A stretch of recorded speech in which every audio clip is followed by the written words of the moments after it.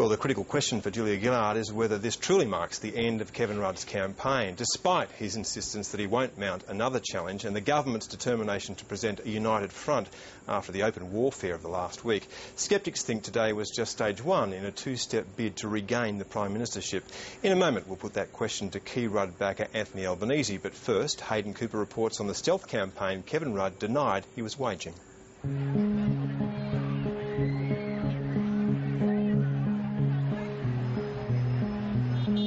It's a warm evening in February 2011 and Adelaide's Stag Hotel is heaving with crowds at the opening night of the city's Fringe Festival. But was this the scene for more than just summer revelry?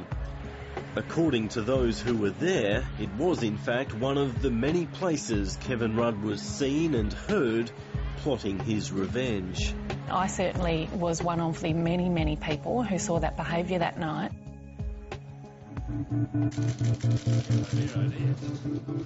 The sudden brutal dismissal of a Prime Minister stunned the nation in mid-2010. It stunned Kevin Rudd too.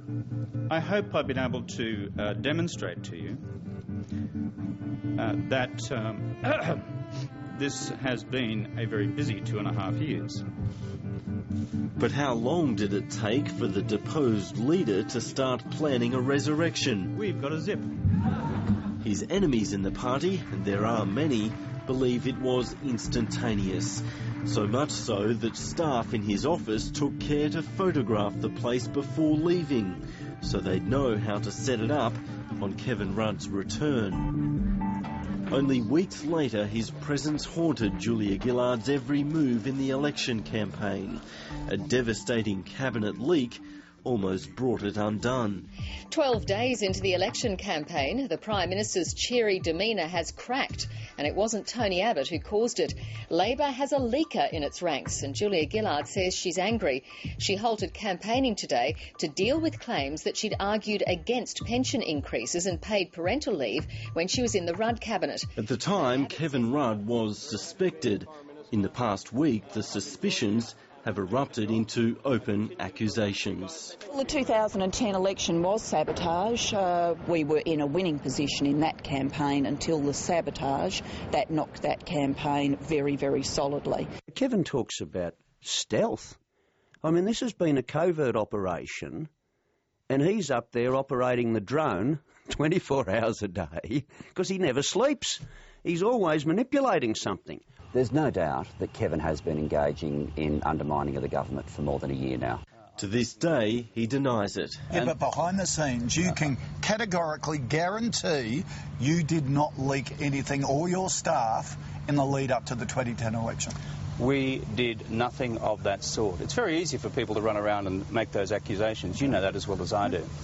Bruce Hawker is one of Kevin Rudd's closest advisers. Many caucus members blame Kevin Rudd for the cabinet leaks during the 2010 election campaign. Is that a main part of the reason why he lost today? No, I don't think that was the reason. I think a lot of people who were involved in his removal in 2010 became very agitated at the prospect of his return and went out and publicly attacked him in a way that really forced him to resign. In the Foreign Affairs portfolio, the former Prime Minister found a high-profile, high-flying job, and he used it to his advantage. But his performance in the role often raised eyebrows. When the world was focused on London's royal wedding, he was there, convening a meeting of the Commonwealth Ministerial Action Group. Kevin Rudd, good to see you, mate. Look after yourself. Yeah, enjoy the wedding, and all the world loves a lover. His colleagues at home saw it as an attention-seeking stunt designed to trump the Prime Minister's own appearance later that week. I sing like a cow.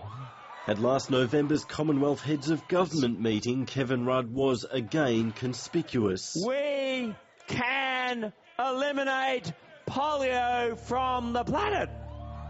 7:30 can provide a glimpse of the behind-the-scenes lobbying underway that week. Mr Rudd's Chief of Staff, Philip Green, met several business leaders on the sidelines of the summit. He reassured them that a future Rudd government would not revisit past issues with business. It would let bygones be bygones. They were told that Kevin Rudd was being practical and moving forward, that old arguments over workplace laws, emissions trading and the mining tax would not be fought again. We follow it simply because we are us. Labor's National Conference provided another flashpoint as leadership tensions grew. Julia Gillard's speech pointedly ignored her predecessor. Later that night in a Darling Harbour restaurant, Kevin Rudd ridiculed the speech to a table of journalists. He complained of being airbrushed from history and scorned the "We Are Us" refrain. For many, the encounter confirmed what others believed they saw earlier that year at the Stag Hotel, a former leader intent on getting his job back. There, he's accused of calling Julia Gillard a childless, atheist ex-communist. I certainly was one of the many, many people who saw that behaviour that night, but I would say this is about being honest with the community. That's not true. What other people may choose to reflect on in those conversations is a matter for them. How you feeling, Mr Rudd? You confident, Mr Rudd? Today, some of Kevin Rudd's team believe caucus made the wrong decision. Clearly there's a disconnect between public opinion and caucus opinion, and caucus is just going to have to deal with that disconnect now and make sure that Julia Gillard really does start to, be seen as the leader that the public want. Is that possible? Oh, I think it is, but it'll be hard. It's going to be much harder than if Kevin Rudd had been leader. But does the rumoured two-stage strategy still exist?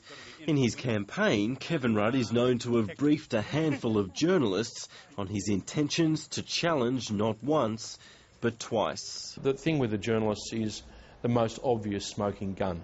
And until it's denied, this is really very serious evidence of undermining of a Prime Minister and a Labor government. It seems fairly clear now that Kevin Rudd has been briefing journalists, that in those briefings he told them that there is a two-step strategy: challenge once and lose, and then come back and challenge again. Is that the path that he is likely to follow? Well, I think he's given a very clear undertaking both before the ballot and since then that that's going to end now. There's not going to be a two-stage approach. He's been out there and said he's not going to challenge again, and I think we can believe him at that.